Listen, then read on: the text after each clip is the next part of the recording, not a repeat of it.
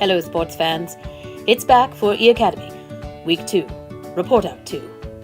Katie Whitlock, Theatre 353, Modern Theatre History.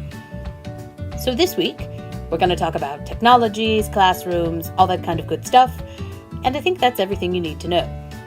Just ignore the horde of zombie-type people advancing behind me. I will.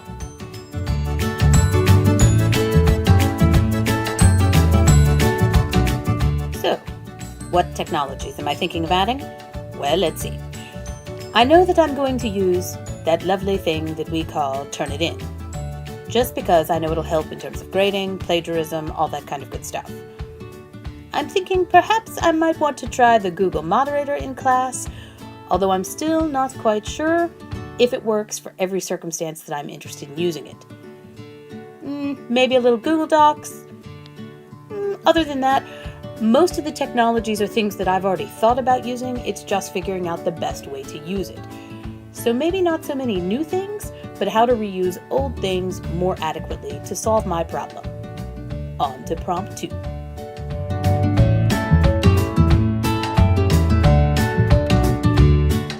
Okay, concerns.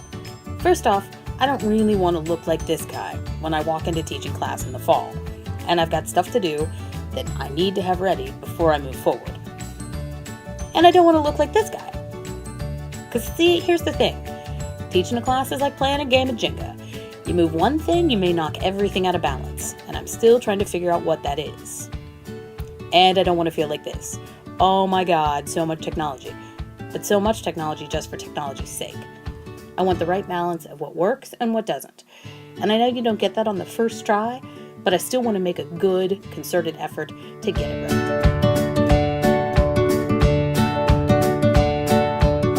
Okay, so what am I most excited about? See how all these people are looking like they're very dreary, bad lives, wanting to look up to find an answer?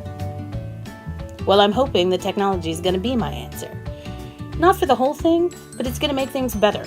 And I'm interested in figuring out how to do the best that I can with what I've got. And to make the students learn the most that's going to be the most successful outcome for them, in the sense that they're going to walk out with skill set and knowledge. So I do want content to balance with skill. So I'm figuring out the best way to do that, and I'm really excited that hopefully I'll find something good.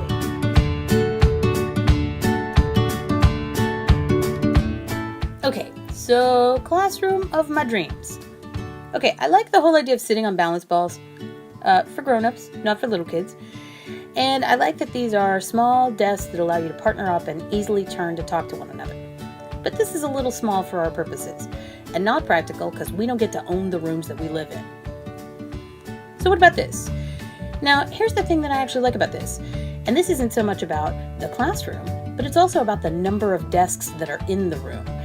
To do what we're talking about in terms of engaging and having really rich discussions, it's got to be smaller numbers of people, because that's more effective, particularly when engaging with high-level, complex concepts, and that's where there needs to be more moderation. I also like this. This is a pretty sweet deal.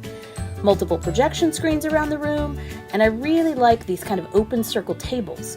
I find where we are in Miriam Library to be kind of interesting, but not particularly good for all class circumstances. This seems to have a little bit more flexibility and feels a little bit more common for the collegiate environment. So I'd like this, and I want to keep my nice theaters that are dark and happy. Ideally, we'd all walk into screens like this, but I know that's not a possibility. Okay, so that's enough for that.